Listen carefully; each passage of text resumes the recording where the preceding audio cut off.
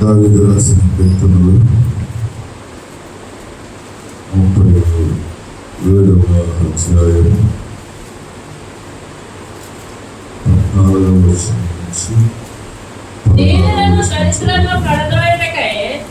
నుంచి చదువుకున్నాం. దీనులను దరిద్రులను పడద్రోయుటకై యథార్థంగా ప్రవర్తించు వారిని చంపుటకై భక్తిహీనులు కత్తి దూసి ఉన్నారు. ఇల్లు ఎక్కు పెట్టి ఉన్నారు. వారి కత్తి వారి హృదయంలోనే దూరును. వారి విల్లు విరవబడును. నీతిమంతునికి కలిగినది కొంచెమైనను బహుమంది భక్తిహీనులకున్న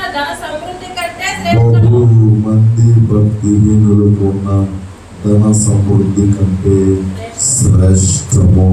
హల్లెలూయా. ప్రభువునందు ప్రియమైన దేవుని బిడ్డలారా, మనకి ఎప్పుడు ప్రశ్నలు ఎంతనే ఉంటాయి. ఎంత ప్రార్థనకి వెళ్తున్నాం, ఉపవాస ప్రార్థనకి వెళ్తున్నాం, ఎంత భక్తి చేస్తున్నాం, అంత చేస్తున్నాం, మాట్లాడుతున్నాం. ప్రార్థనకు రాని వాళ్ళు, లోకంలో బతికే వాళ్ళు బాగుంటున్నారు. ఈ ప్రశ్న ప్రతి ఒక్క జీవితం వచ్చారు. ఎంత చేస్తున్నాం అంటే గుడి మానేసేలా అంత చేస్తున్నాం. ఎంత చేస్తున్నాం అంటే ఈనాడు ఉపవాస ప్రార్థనకు రానంత చేస్తున్నాం. అయినా సరే మళ్ళా ఉన్నాడు ఏమన్నా తెలుసా, అప్పుడు ఎంత చేస్తున్నావు తెలుసా, నువ్వు అసలు దేవుడికి ఎంత చెప్తున్నావు తెలుసా, అసలు నీకు లాగా దేవుడికి వెళ్ళేవాడు ఉన్నాడా, ఇచ్చేవాడు ఉన్నాడా, నిలబడేవాడు ఉన్నాడా, చేసేవాడు ఉన్నాడా అని మన చెవులో చూడేలా చెప్తానే ఉంటాడు. నేనేం చేస్తున్నాను, నేనేం నిలబడుతున్నాను అని అంటావా? అట్లా అనుకుంటే ఎప్పుడు పోపుదాం. హల్లెలూయా. ఎట్లా అయింది అనుకుంటాం? నిజమే కదా, నేను ఎంత చేస్తున్నాను, నేను ఎంత నమ్మకం ఉంటున్నాను. దేవుని బిడ్డలారా గమనించండి. దేవుడు శ్రమలో ఎవరికొంటే నీతిమంతునికి కలుగు ఆపదలు. హల్లెలూయా. ఎవరికొంటే మనకు బాగా శ్రమ అవుతుంది. దీని అర్థం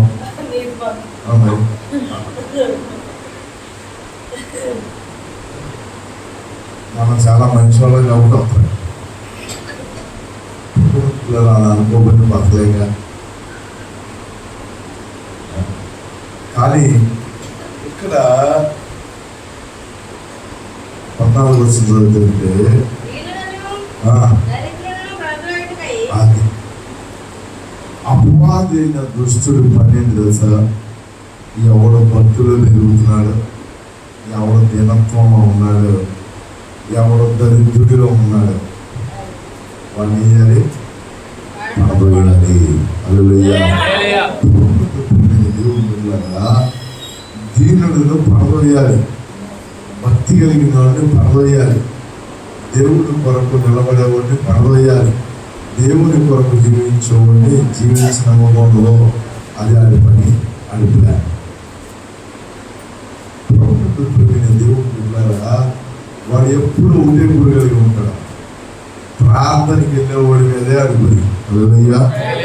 అడుగులు కూర్చున్న వాడి మీద ఏమో. ప్రార్థనకి వెళ్ళేవాడికే రోగం, షికారుకి వెళ్ళే వాళ్ళకి ఏ రోగం లేదు. ప్రార్థనకి వెళ్ళేవాడికి బాధం, కరువు, అప్పులు. ప్రార్థన మానేసి ఊళ్ళో మీరు ఏం పోవాలి. మరి అలా ఈ బాధపడే కన్నా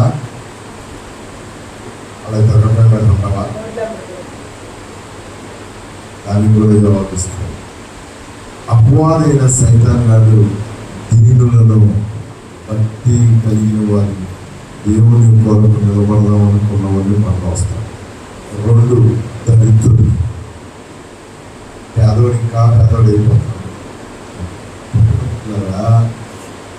ప్రభు కట్ట ధనవంతుల కన్నా దరిద్రులు అంటే ఇష్టం. హల్లెలూయా. పేదలకు సువార్త ప్రకటించబడుతుందన్న. ధనవంతులు ప్రకటించబడేది, ఇంకే చెప్పొచ్చేవాడు. కానీ పేదోడికి, డబ్బు లేనోడికి, దిక్కు లేనోడికి, ఏ ఆధారం లేనోడికి దేవుడి గురించి మాట దినాలు లేనప్పుడు దేవుడు చెప్పాడు, పేదలకు సువార్త ప్రకటించబడుతుంది. దేవుడి గురించి, పరలోక రాజ్యముల గురించి వాళ్ళకు ప్రకటించబడుతున్నారు. భక్తి కలిగిన వాడు దరిద్రులు, పేదలకి పడదోయినాడు. అది ధనవంతులు పడదోయినాక ఎవరు పడవుతాడు? భక్తులను, పేదలను ఇంకా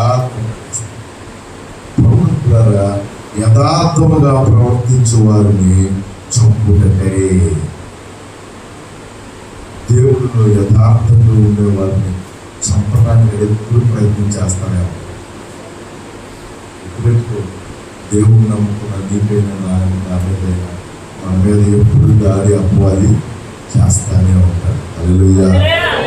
ఎప్పుడు దాడి చేస్తానే ఉంటాడు.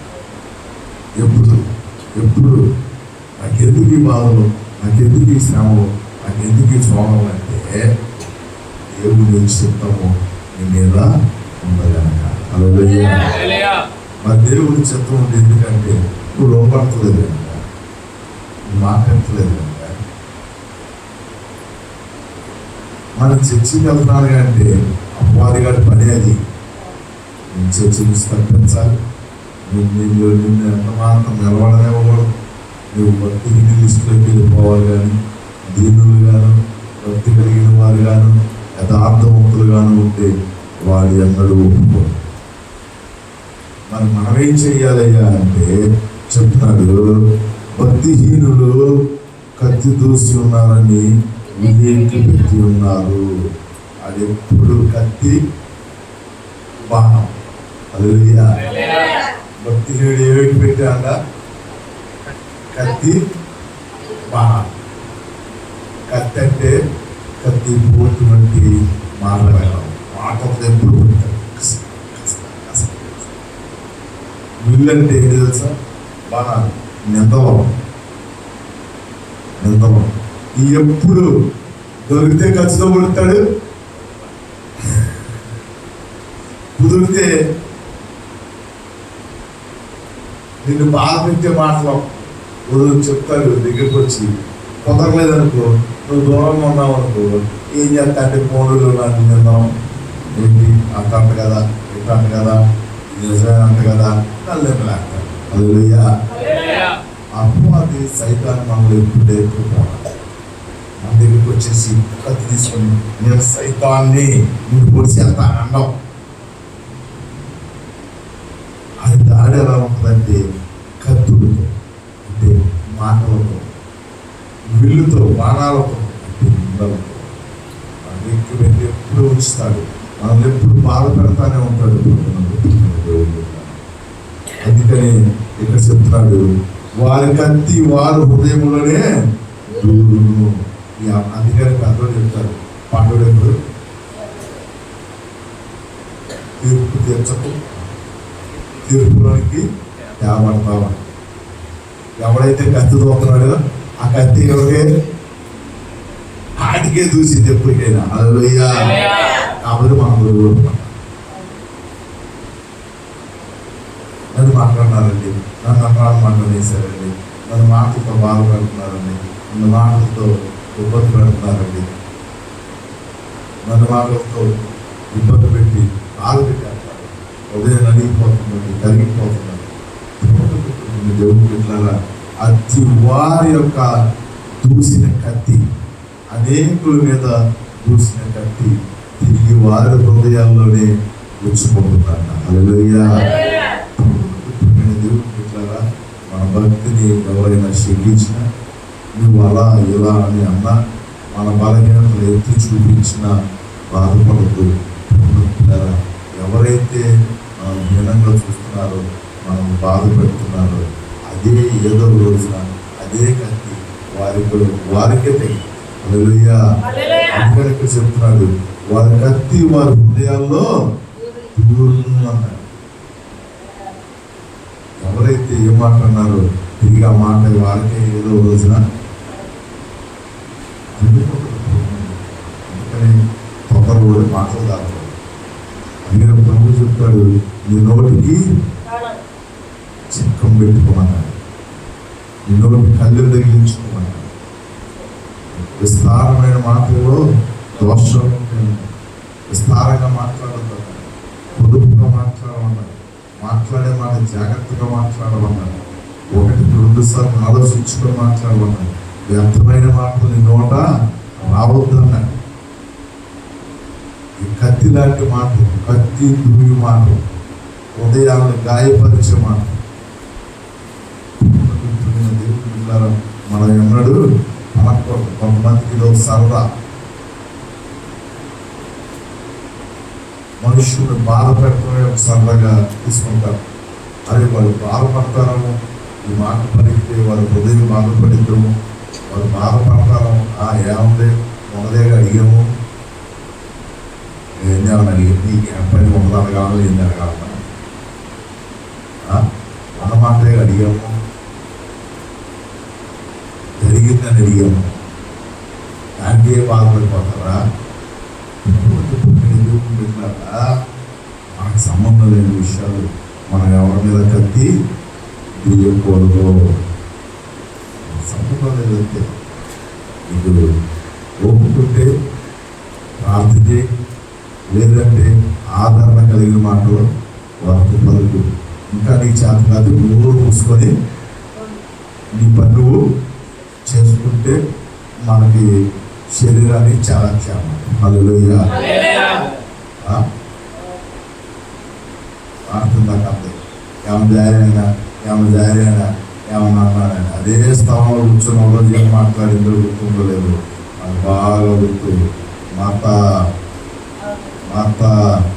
నువ్వు వదులుతున్నావు, ఎక్కడ వదులుతున్నావో జాగ్రత్త అన్నా లేదా?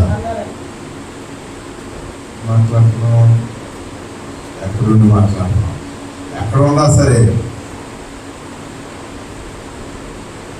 ఒక్కొక్కరికి ఒక్కొక్క బలహీనత, ఒక్కొక్కరు మాట్లాడరు, చేయాల్సిన పని చేస్తా ఉంటాడు, బ్యాక్గ్రౌండ్ ఒక్కొక్కరు షార్ట్ టెంపర్గా ఉంటాడు, అడిగేయాలి ఇక లోపల ఉంచుకోలేడు, పగిలిపోవాల్సింది. అది ఆ కొండ బాగపోతే ఏం మాట్లాడదు, సమయం చూసి ఎలాగ తీసి పెట్టేస్తారు వాళ్ళు. అంతే నేను జుట్లు పట్టుకొని పైన చూస్తాం. దేవుడు పెట్టారా?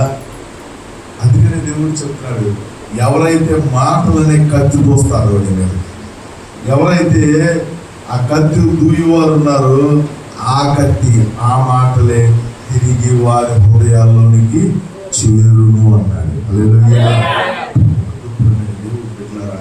జాగ్రత్త, ఎవరేమన్నా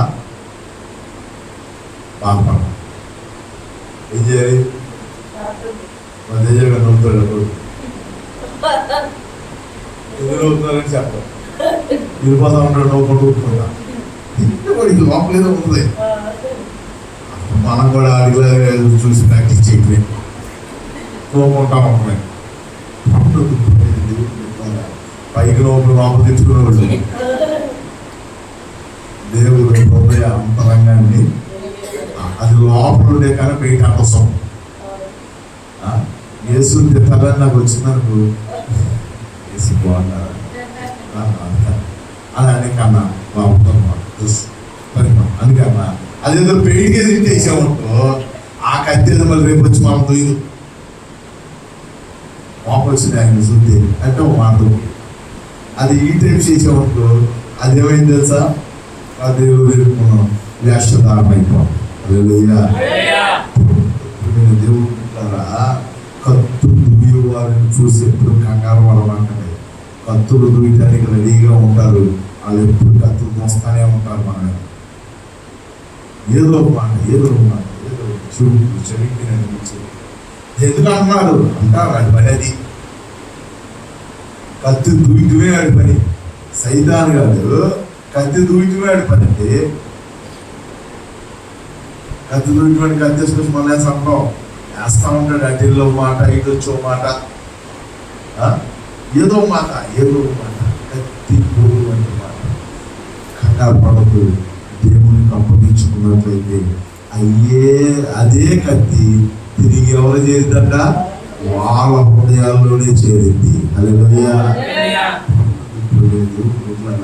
ఇది జరగడానికి కొంత సమయం పట్టింది.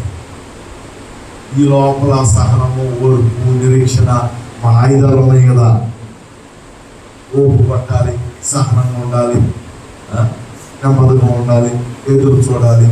ఇది మనకి పనిచేయాలంటే మనం కొద్దిగా దేవుని యొక్క కవచాలు వాడితే ఏదో ఒక రోజున ఆ 5,000 ఎవడైతే చూశాడో ఆడికి ఇది కసక్కన వారి హృదయాల్లోనే గుచ్చుకుంది అంట. హల్లెలూయా. 2 చెప్తున్నాడు, వారి విండ్లు విరవబడును. ఏంటి విండ్లు అంటే ఏమనుకున్నాం? బాణాలు ఏంటి? మాటలు కాదు, నిందలో కత్తి దూసే మాటలు. బాణాలు ఏంటి తెలుసా? నిందలో. అది ఎదురుకొచ్చి చెప్పనండి, ఎదురుకొచ్చి నువ్వు చేసామని అందావు. అది చివరికి వెళ్ళి చాటు చేస్తారు. ఎవరన్నారు? ఎవరన్నా అనుకుంటున్నారు. నేనే అన్నానండి ఏం చెప్పడొచ్చి. ఏమో అనుకుంటున్నారు, పొలంలో అనుకున్నారు, అది ఫంక్షన్లో అనుకుంటున్నారు, పెళ్లి దగ్గర అనుకుంటున్నారు. కాకపోతే చెప్పకపోతే బాగోదని నీకు మాట యాత్ర. ఇది చాటు నుండి బాణ దగ్గర, బాణ ఎదురు ఎత్తలేమన్నా దూరం నుండి వేస్తాడు బాణ. గుర్తుపెట్టుకో, ఈ దూరం నుంచి చేసే నిందలు, నేలలో అవమానాలు, అది దూరం నుంచి ఎవరు బాణ వేశాడో తెలుగు నేస్తాడు. ఆ నిందలకి ఎన్నడూ మనం భయపడదు. ఆ నిందలకి ఎన్నడూ ఇది వీటిని వెలగొట్టువాడు బల్యములను తెగనరుకువాడు ఆయన. హల్లెలూయా. వాడి యొక్క విల్లు బాణం కాదు, విల్లు. అది ఎలాగైతే బాణం ఏం చేసుకుంటాడు? ఇసురుతాడు. ఇది బాణాన్ని కాదు, విల్లుని ఎరగొట్టేస్తాడు. హల్లెలూయా. వేసేవాడిని ఎరగదీశాడు అనుకో, ఆడి మూడుకొని ఉంటాడు అంతే. బిడ్డలారా గమనించండి, దీనులను దరిద్రులను బాధపరచడానికి ఆడెప్పుడు కత్తి నీళ్లు పట్టుకుని రెడీగా ఉంటాడు. ఎప్పుడు దోస్తానే ఉంటాడు కత్తి. వరదీసిన కత్తులు వంటి మాసం ఆడెప్పుడు వేస్తానే ఉంటాడు. నీకేమో ఉందా? నువ్వేం చేసావు? నీకేమే ప్రాబ్లం ఉందా? నీ ఇంట్లో సరి ఉందా? నీ ఇంట్లో నువ్వెంత ప్రార్థన చేస్తే రాని నా ఫోన్ చేయగానే నా గుడి జల్లు ఉంది, నేను మొన్న ప్రార్థన పెట్టింది, అందరూ వచ్చారు, చక్కగా జరిగింది. ఇదే ఎంత ప్రార్థన పెడుతున్నారు, ప్రార్థన చేస్తున్నారు, మీ అమ్మాయి బాగాలేదా అంటారు, దీని శ్వాసను ఎక్కడ దెబ్బతీస్తారు, అన్ని జల్లు నచ్చులు అందరూ ప్రార్థన చేసినప్పుడు మొన్న పెట్టింది అని నేను వెళ్ళాను. వెళ్ళేపాటికి ఎందుకు ఎలా జరుగుతుంది అయ్యారు అందరం అనుకుంటే, దేవుడు గొప్ప కార్యం చేశాడు అయ్యారు, నేను యాక్సిడెంట్లో తప్పించకుండా దేవుడు మాకు తోడుగా ఉన్నాడు అంటున్నాడు. మా ప్రభు దీనికి విశ్వాసం పెట్టావయ్యా, ఇంకా వేరే ఆ విశ్వాసం పెట్టకుండా అది వేసాడు, బాణం వేసాడు, కానీ దేవుడు గారు కొట్టాడు. గుర్తుపెట్టుకోండి, ప్రార్థన అన్నది అర్థం కాదు. ఏలూరులో ప్రార్థన చేయడానికి ఒక అమ్మాయి దగ్గర తీసుకెళ్ళి, అమ్మాయికి ఎప్పటి నుంచో ప్రార్థన చేద్దామని రమ్మని చెప్తానని ప్రార్థన. అమ్మాయి అన్నాక మా ఆయన ఊరుకోడు, 5 రోజులు వచ్చినప్పుడు నేను అప్పాలే. అమ్మాయి చెప్తున్నాక, అమ్మ నువ్వు అర్థం కాదు, దేవుడే మీ ఇంటికి వస్తాడు. 5 రోజులు మీ ఇంటికి వస్తే మీ ఇంటికి మంచిదమ్మా, ప్రార్థన చేస్తారు ఇంట్లో అని చెప్పినాక, సరే తీసుకురామని అంటే మేమంతా వెళ్ళి ప్రార్థన చేసాం. హల్లెలూయా. ఎప్పుడు కావాలి? చాలా మంది ఇంటి దాకా రానివ్వరు దేవుడిని. కావాలని నేను అర్థం కానీ మీరు రావచ్చు. సైతాన్లు అక్కడ లేఖనం చేస్తూ ఉంటాయి. నువ్వు ఎంత తిరిగి ఎంత అసలు మనం ఉండేది ఎక్కువసేపు ఎక్కడ ఎక్కడ ఎటు చెప్పాలి? ఇంట్లోనేగా. మరి ఇంట్లోనేగా దేవుడు ఉండాల్సింది.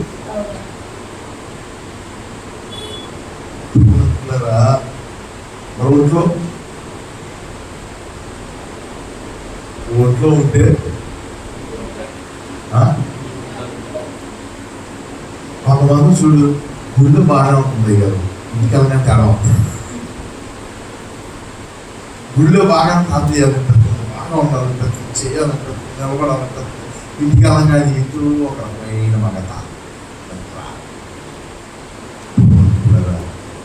పిచ్చోళ్ళే ఏంటి? మార్తా మరియా ఉండోళ్ళ ధనవంతుల? ఆ గ్రామంలో మార్తా మరియా ధనవంతులు ఉన్నారా? ఇదేమన్నా కాదు, అది దరిద్రులు. ఆ ఊళ్ళో ఇల్లు లేని వాళ్ళు ఎవరంటే మరియానేగా. మరియా క్యారెక్టర్ సరైనది కాదు కదా, ఇల్లు లేని వాళ్ళే. ఆడేమో సొలాయిగా తిరిగి వాళ్ళు ఆదరం దారి తెచ్చి పెట్టుకుంటాం ఇంట్లో. ప్రభువుని ఆ గ్రామంలో ఎవరు తీసుకెళ్ళకపోయినా మా ఇంటికి తీసుకెళ్ళి ప్రభు ఆ గ్రామానికి వెళ్ళినప్పుడల్లా ధనవంతుడి ఇంటికి వెళ్ళేవాడు కాదు, ఎవరింటికి వెళ్ళేవాడు కాదు, వాళ్ళింటికే. మన పూర్వం ఉంటారు తెచ్చినవాళ్ళు, వాళ్ళింటికే వెళ్తాడు.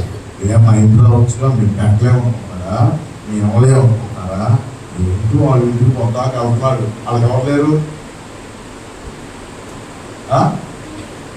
ఎవరు లేరు ఏడియామా?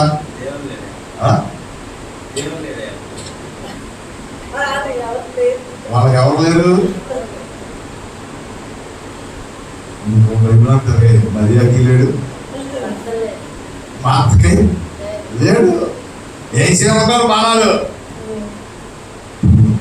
అయినా నన్ను చేర్చుకున్నవాడు ఒకరు చేర్చుకుంటే ఆయనకి లేడు, అది పెట్టాడు.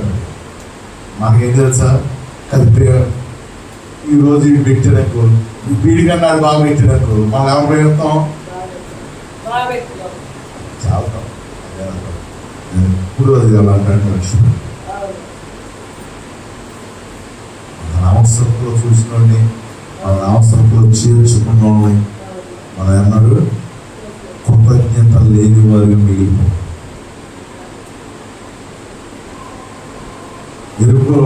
ఎరుషలేము నుంచి ఎరుకో దిగిపోతున్నాడు. వీడికి ఎంత డబ్బులు అయితే అంత నేను బాగా చేపిస్తాను అన్నాడు.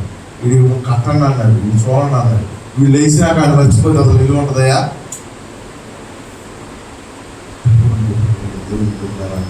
ప్రభు ఎన్నడు మర్చిపోయేవాడు కాదు. అల్లయ్యా కూడా చేసింది చేసిన వాళ్ళకి ఇంకా పెద్ద నీళ్ళు చేస్తున్న వాళ్ళు ఉంటారు కాదంతలా. అసలు చేసిన వాళ్ళు లేకూడదుగా. మార్తా మరియా లాజరును విడిచిపెట్టలేదు.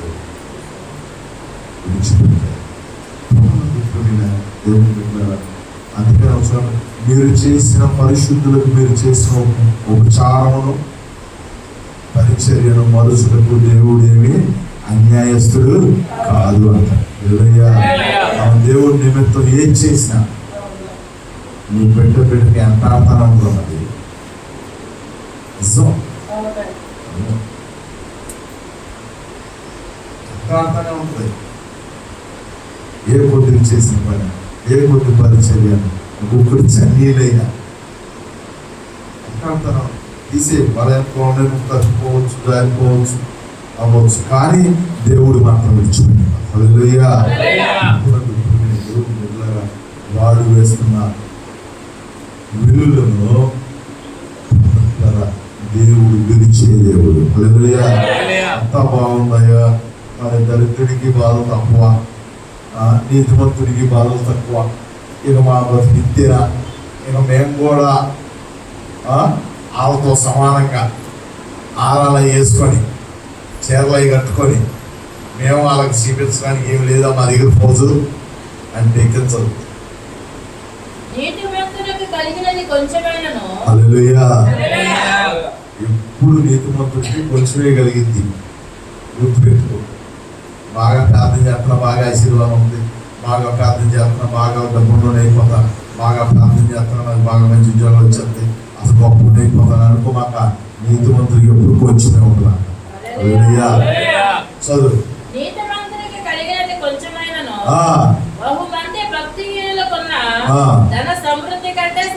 హల్లెలూయా. బహు మహాధనవంతులు ఉంటారు కొంతమంది. అపరకుబేర్లు, డబ్బు కలిగిన వాళ్ళు, వీళ్ళందరికీ కలిగిన దానికంటే ఈ నీతిమంతుడు కలిగిన కొద్దిగే శ్రేష్టమైనది.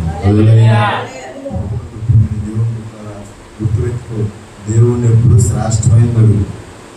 కొంచెం ఇచ్చినా ఈ రోవ ఇచ్చు ఆశీర్వాదము ఆశీర్వాదం ప్రభు అందించేది కొంచెమే, కానీ అది శ్రేష్టమైనది. మనం సంపాదించుకునేది ఊరు మానేసి, పేదలు వదిలేసి, క్రమాలు వదిలేసి మనము సంపాదించుకునేది బాగా ఉంటుంది. నేనే కాదట్లా.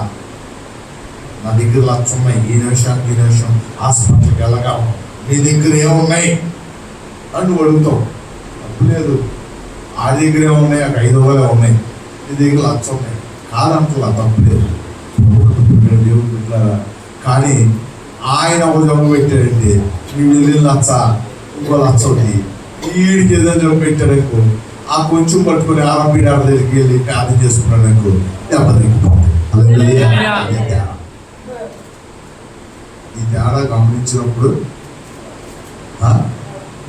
మన జీవితాలు బాగుంటాయి. వాళ్ళ అర్థం చూసి వెళ్తావా, నీ కలిగిన కొంచెం దాన్ని చూసి సంతోషిస్తావా?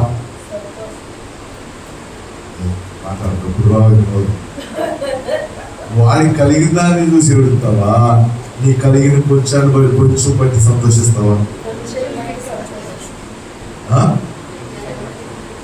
చేతులు అతను కొంచెం దాన్ని బట్టి సంతోషిస్తాను. చూద్దాం ఒకసారి. ఎందుకు గంటేస్తుంటారు చేతులు? ఇదంతా దృష్టి నా మీద ఉన్నట్టుంది. దేవుడు పెట్టారా? ఇప్పుడు చేతులు ఎత్తున్నాడు, మన జీవితంలో అన్నాడు నాకేం పెట్టాడు, నాకేం ఇచ్చాడు, నాకేం చేశాడు, నాకు కలిసి వచ్చిందా, నేను బాగా డ్రెస్ తీసుకున్నా కట్టయ్యా, పేదలో దిగి నాకు ఎట్టయ్యా అనుకున్నారా? శాపాలన్నీ మీ మీద కూర్చుని కాక. చేతులు ఎత్తున్నవాడు ఎత్తున్నాడు, అట్లా తిట్టుకుంటూనే ఉంటారు. రోజు తిట్టుకున్నవాడు మనం ఏం చేయలేము. ఏదో ఒకటి వండి పెట్టి కంపెనీ పెట్టి తింటున్నారని లేదు. ఏం పెట్టావు, ఈ కూరలు ఈ మాత్రం కూరలు ఎవడు ఉండడా, ఈ మాత్రం ఎవడు దొరకదా, ఇక అది తిట్టుకున్నవాడు నువ్వు ఎంత పెంచుకోబెట్టినా తిడతాడు. అందుకని పెంచుకోబెట్టకుదా, అది పెట్టినోడి వెంటనే ఏదో తగలైందా అంటారు. చూడండి, బహు ఎక్కువ మంది ధనవంతులకు కలిగిన దానికంటే ఈ కొంచెం నీతిమంతులకు కలిగింది శ్రేష్టము. హల్లెలూయా. దేవుడు కొంచెం ఇచ్చిన శ్రేష్టమైన చెప్తాడు. చిన్న ఉద్యోగమా, ఏం పర్లా, అదే శ్రేష్టం చేసుకో. చిన్న అదే శ్రేష్టమైన దేవుడు ఇచ్చింది చేసుకో. మనకి అర్థం ఉంది, ఆయనకైతే రోగాలు దిగి సరిగ్గా తెలియదు. అది మన శక్తి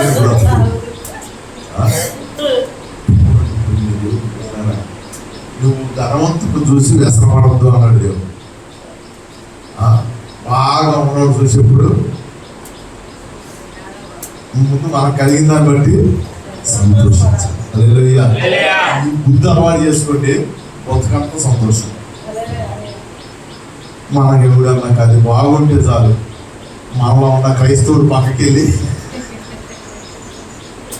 ఆడెవడో దుయ్యంకలా కత్తి ఒక కత్తి తెచ్చుకొని మనమే పొడుచుకుంటా ఉంటాం. అసూయతో కుళ్ళిపోయి. హల్లెలూయా. దేవుడు పెట్టారా? యొక్క ఉదయకాల సమయంలో ఆడు కత్తి దూసినోడికి ఆడిగా గుచ్చుకోవాలి, కానీ మనల్ని ఆడుపడిచి మనం కూడా కత్తి తెచ్చుకొని మనకు మనం పొడుచుకోకూడదు.